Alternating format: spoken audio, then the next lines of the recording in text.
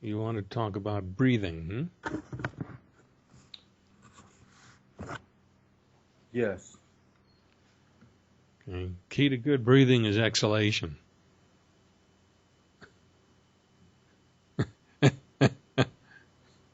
Okay. Exactly. Key to my breathing is not to inhale through my mouth. Yeah. Something doesn't work right. But what I do is the tongue thing. Mm-hmm. Well,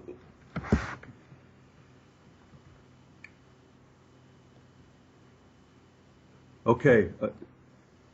Controlled breathing. You used that word last week. Controlled. Robert, when you can control your abdominals, Mm-hmm. that's how I'm going to make improvement. Control. Gain. Yeah. Uh-huh. Okay.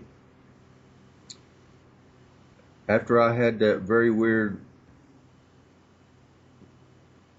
sensation after the movement, and I emailed you, Mm-hmm. I've never breathed back through my mouth since. Uh-huh. And to the best of my ability, I put the tongue in the position. I even practiced sucking my lips in Mm-hmm. and trying to get that sensation, okay? By breathing through my nose, I felt the belly muscles evenly come up, and then as I exhaled what I could, Mm-hmm. I felt both sides go down evenly internally. Mm-hmm. And I did it through my nose, and I noticed something Mm-hmm.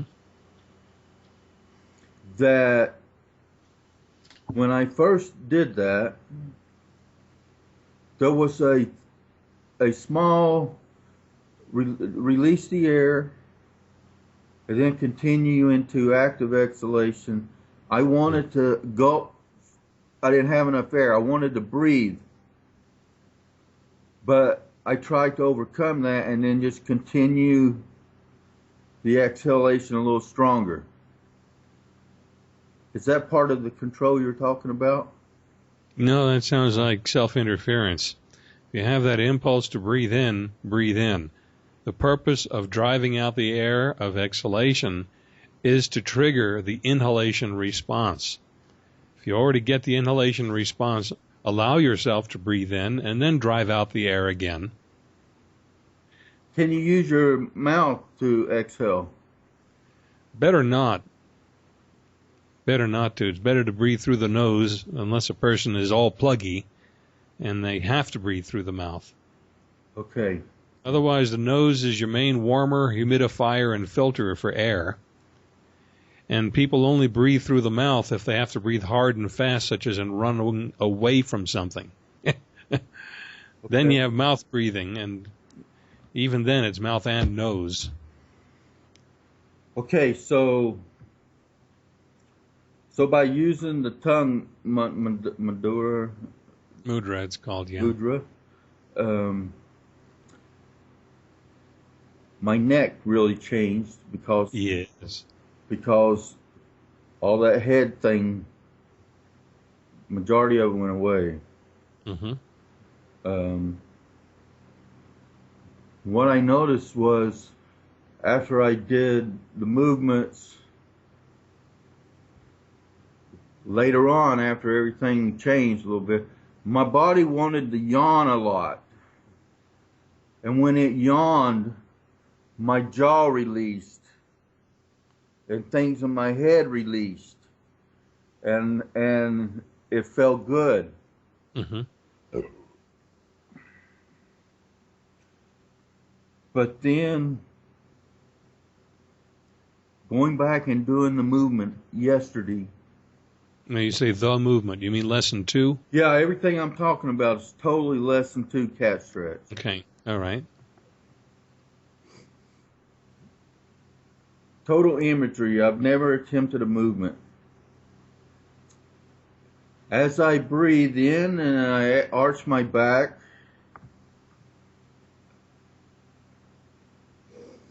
and I try to get the air, and I do the movement.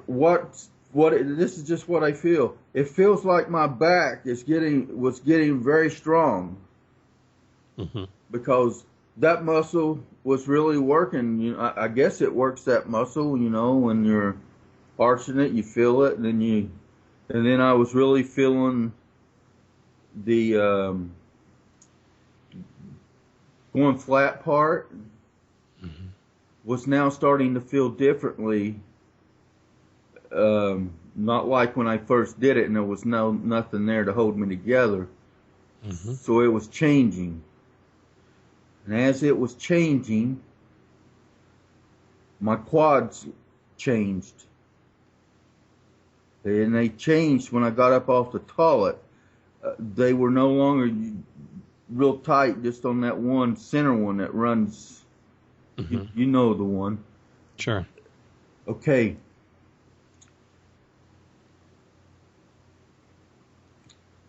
And so yesterday I tried it for the first time. I tried it for 2 times in one day.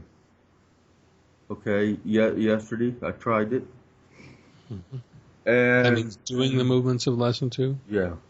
Okay.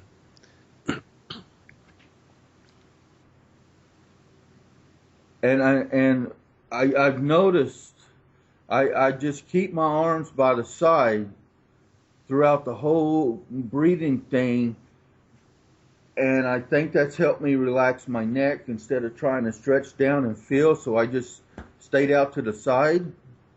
Even my biceps changed. They got different, feeling better. And then it got to the point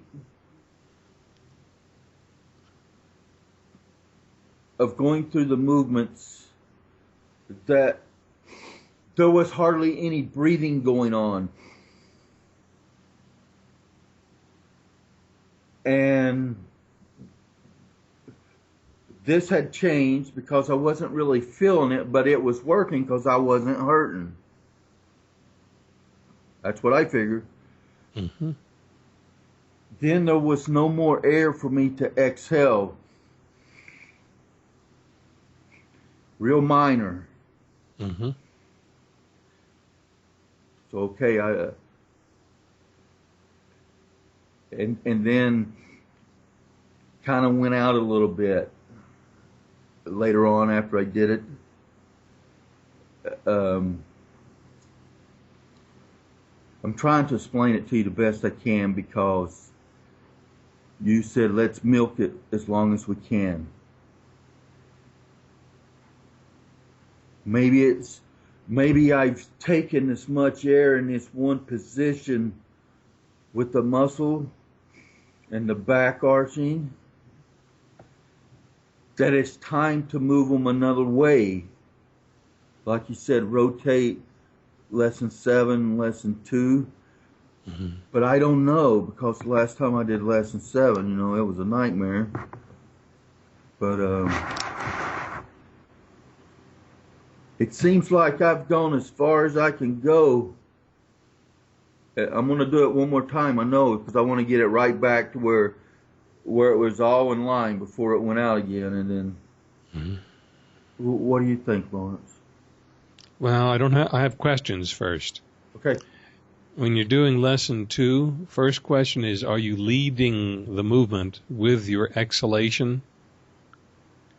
Do you breathe out until you feel the belly tighten and then lift the arm and the knee, elbow and knee toward each other? Or are you doing the knee, elbow first and the breathing is kind of fitting in some place or other?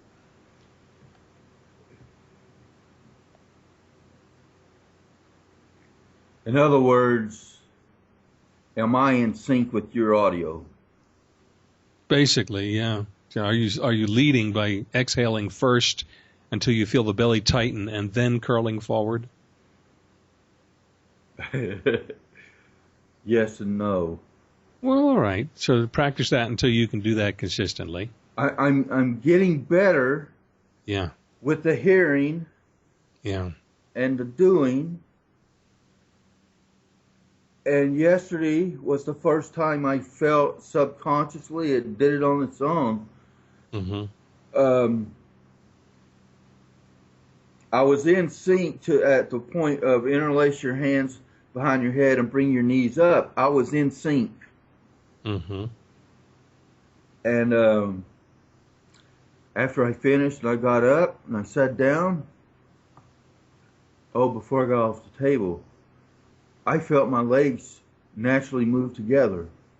Mm-hmm. So something awakened. So the more I'm in sync with you, yes, you're right, yes. But I do, I start every movement after you quit talking by exhaling, no, by inhaling and arching. I try to get that in sync. Mm-hmm. If I am in sync throughout the exercise, the back changes positions how it hits the table. Because I'm not just doing arching and breathing. It's doing different things when you're supposed to lift your head and stuff. My back is down differently, totally. Mm-hmm. Yeah, so I am getting changed. Yes. Yeah. And one thing I did, I stopped listening to it in the bed. Mm-hmm. Because it's better to do it on the table, because even when I'm listening, my body wants to change. Because it's reacting.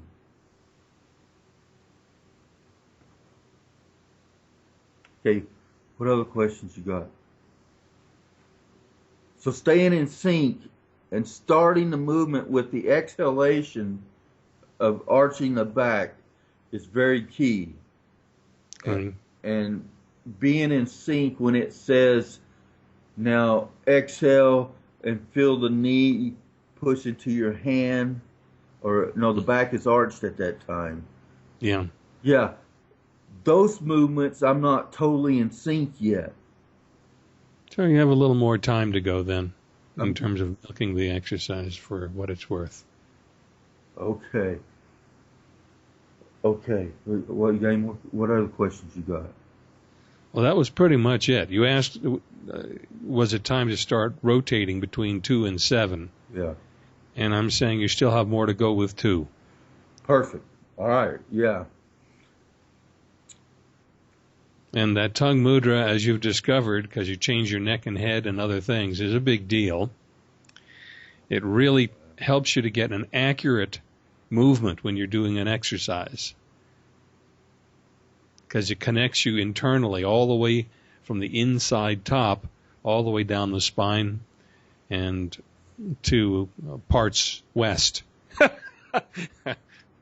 Okay. That's what changed everything then, was to stop breathing through my mouth. Uh-huh. Okay, when I go into the tongue mudra. Mudra. Mudra. My jaw wants to be partially open. My teeth don't always, they're not touching. Yeah. So don't concern yourself with that. That's not part of the instructions anyway, about whether the teeth are touching or not. Yeah, I don't know what it's supposed to do. But oh, well, don't worry about it. Just get the tongue thing, and all the rest will progressively fall into line.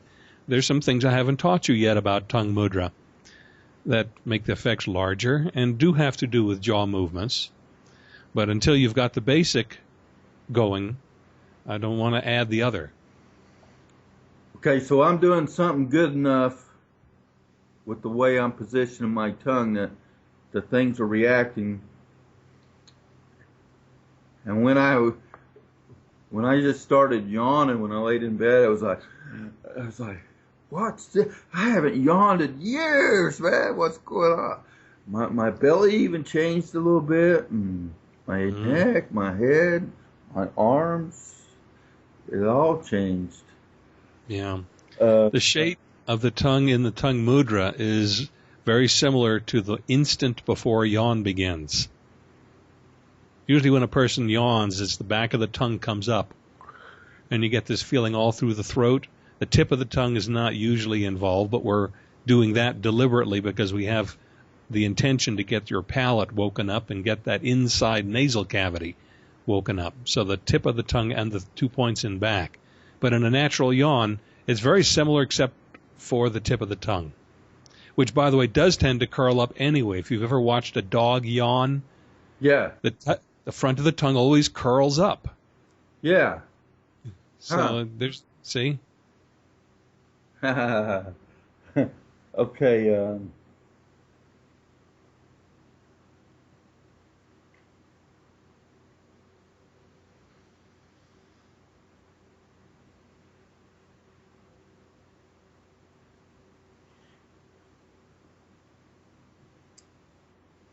Relaxation between the movements.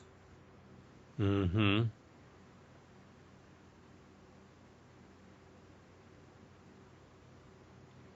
Okay, let's say inhalation and arch the back to start. To do that sequence, you can go from the arch to release and active exhalation and come out of that very smoothly, and you can also just go right back into arching the back. Sometimes I stop right there and just totally relax and then do it again. Mm-hmm. Which one is correct? For our purposes, the second one, where you have a moment of complete let go between cycles or repetitions, because you're recapturing your ability to relax. So that means you go into action, finish the action, relax. Go from relaxation or rest back into action, from action back to rest. And we're dealing with entire movement cycles, not the pieces of the movement, like arching and then you rest all the way. You could, but that's not the pattern we're working with. We're actually linking the front and the back together. So when one quits, the other takes over. Okay, I felt that. I mean, I felt different ways. Okay. Now, active exhalation. Mm-hmm. I have never, all this time, never asked you one question about that. Well, you did. You mentioned the birthday candles blowing out. Okay. In a previous conversation. Okay, so you did your arching, and then you say release the air, like, you know, the natural sigh way of. Yeah. So a little air dribbles, some air comes out. Yeah. And then you active exhalation. Is that a continuous movement? Mm-hmm. You don't stop there, gulp a little, and then go. You just do what will come out, and the body reacts. Yeah. I learned something. That's what I started doing. I didn't have the control to do that. And I thought about it. And the next time I did it, I got a little stronger and didn't break flow. Mm-hmm. And things changed a little more differently. Yeah. Okay. So I need to focus more of timing with the imagery of my movements with my breathing. Yes. I believe I'm doing my breathing right. Uh-huh. And it's just a matter of learning it to get me breathing and everything fall into sync. And then we're going to get more and more little reactions of good. Yeah, that's right. 'Cause you're putting yourself together. Yeah. So it's a little bit of a struggle. You out there, me out here, not in the presence of a therapist, and they can catch what I'm doing wrong and stuff. But I think I'm figuring it out, you know. Yeah. We're Yeah. eliminating. You end up self-correcting. That's how it should be. Yeah. Yeah, man. I was in sync with one of the shoulder down and grabbing the arm. And then right when I did the arch and the exhale, and you said, take up the slack, I felt my body take up the slack. Mm-hmm. One side. The other side was never really in sync yet. You got to catch up with you know what I'm saying? Sure. So it's kind of amazing what it'll do, right? The little ways. Okay. So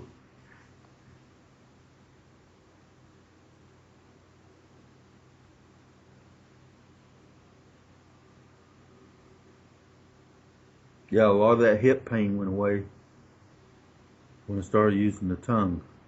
Mm-hmm. And Yeah. Again, I don't understand why, but feels good getting off the table, standing up. I take a little. I'm moving better when I walk. Mm-hmm. So I walk. I don't just come and sit down. I go visit somebody. Mm-hmm. And things get better too when I get off that toilet by using my leg muscles. I don't know. I don't understand why it does that, but it's in sync with what I'm doing. And if I just go in there just to try to get in that position, sit down to strengthen my leg, it won't work. Mm-hmm.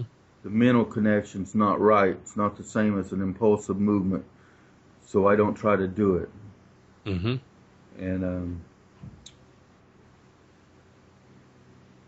since my hip wasn't hurting so bad and things was calmed down, I stood in front of my chair and I just reached back for the armrest, but I couldn't go down. I could not go down to the chair to squat down and to sit down. Mm-hmm. So I didn't force it. It'll come. That's right. It'll come. I took 0 pain medicine All right. yesterday.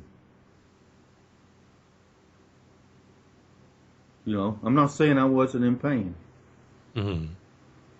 but some things have changed, and when it came, I fought through it, and it felt good. So I've got it. Sure, I might need it, but my goal, you know, is get off that and do it on. So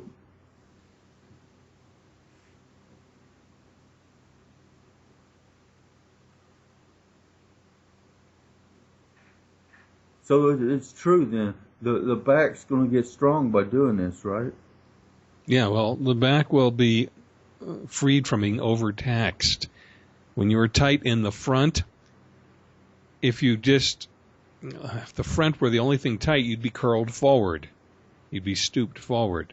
To get upright, you have to over-tighten your back to overcome the tight front.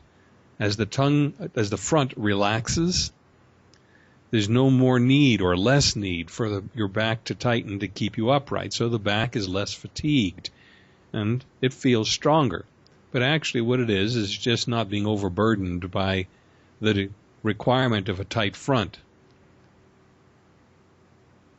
Okay. There's almost never strengthening needed because the strength grows to meet the demands of your way of life.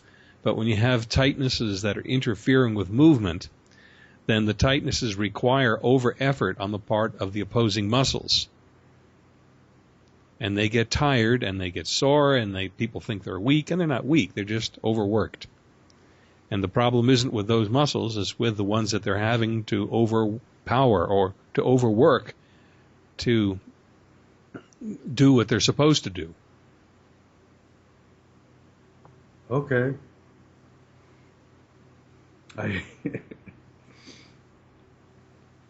If you tell me just get in bed and lift my legs up, lock on the table, the movement, lift your legs up, balance over your belly. Over your belly, yeah.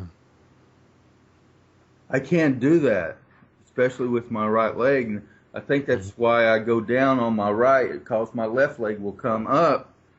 My right leg will not come up yet. But Saturday, after doing it with the tongue and everything in sync, and I got off the toilet, used my leg muscles and everything else balanced out. I got into bed, and the first thing I did when I went down was my knees came easily up. And I was like, holy shit, where'd that come from? You know what I mean? Mm-hmm. So it was easier to grab the blanket and stretch out, and that's another thing. I eliminated, I used to flatten out. When you say flatten out,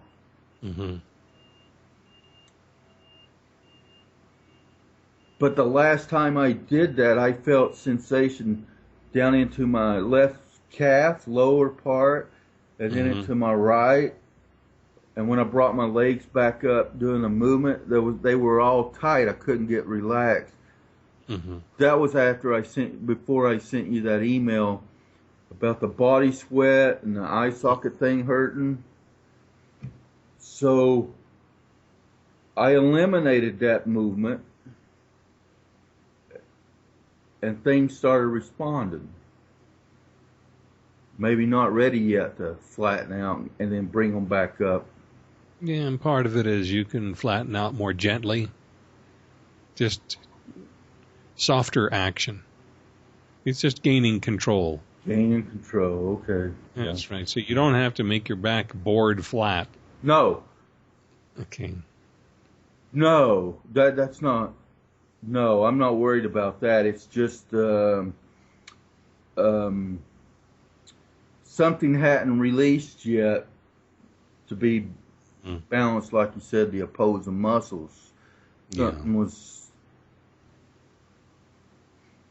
I know that sensation. I know when something. I know that reaction when it tweaks, and then it's a nerve reaction, and it follows. It sounds like a nerve reaction, yeah. Yeah, I know that sensation. Okay. Hey, you want to talk Wednesday? That'll be fine. Let's see, the hours that I'm available. Let's see, in the afternoon, and you're in Pacific time? Yes, sir. Wheel all right then. I would say what looks like, say, 3 o'clock your time. My time? Sure. Yeah.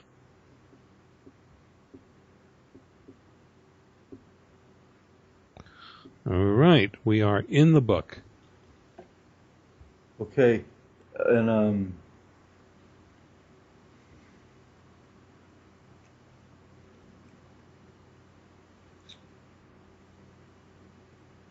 at the stages where I'm at in learning the movements,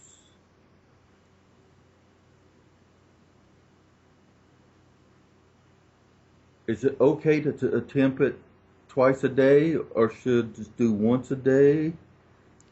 Do twice and feel how it goes.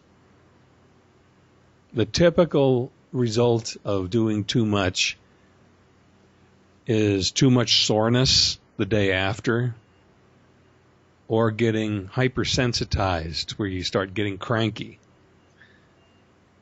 So if you seem to tolerate doing more than once a day, then that's fine. And if you notice those untoward effects, just cut back for a time and reapproach more than once later down the line sometime. The very beginnings are the most difficult period for people. Once you get rolling, things get a lot easier faster. Yeah, okay. Okay. Yeah. Okay, so we're on for 4 o'clock your, 3, no, what did I say? 3 o'clock your time, 4 o'clock my time. Yeah. Okay. There we go. All right then. My goal then, at my pace of what I can take, like you say, for the sensation I want to feel, is to have the goal to hit the mark in sync with you with the breathing. Well, I'd tweak that just a little. The with me part is somewhat useful in the beginning, but what's important is that you sync with you. So your breathing synchronizes at the correct moment with the arching of the back and so forth. My coaching is at the a uniform speed for everyone, but your breathing pace may be different. And so when you know the movements, then you may do them without the audio instruction, just by yourself knowing what the movements are supposed to be, and do it at your own pace. Yeah, okay. Yeah. Oh, I got it. That's a good goal right there. Okay. When I know it in my head, and then I do it at my own pace. Yeah. Okay. Alrighty. I know I got a better sense of what's going on. I'm doing the right thing, and we'll talk to you Wednesday, 3 o'clock. Good going. Okay, Lawrence. Take care. Talk to you then. All right. Bye.